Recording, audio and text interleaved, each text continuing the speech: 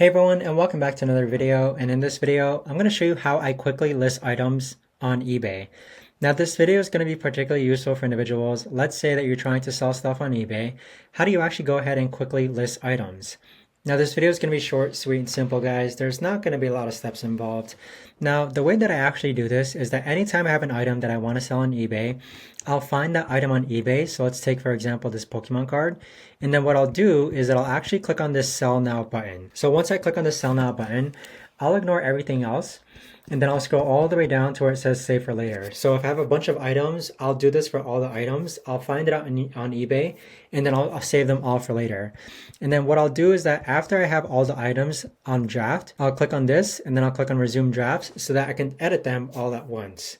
So you can see here, you're able to edit the titles of all these items. You can change the price, you can change the quantities. So this really helps when you're listing a bunch of items on eBay. But that right there, guys, is the best and easiest way that I know of to actually go ahead and list items on eBay. If you guys know of a better or easier way to actually do this, let me know in the comments down below. I would love to know. Thanks so much for watching, everyone, and I'll see you guys all in the next video.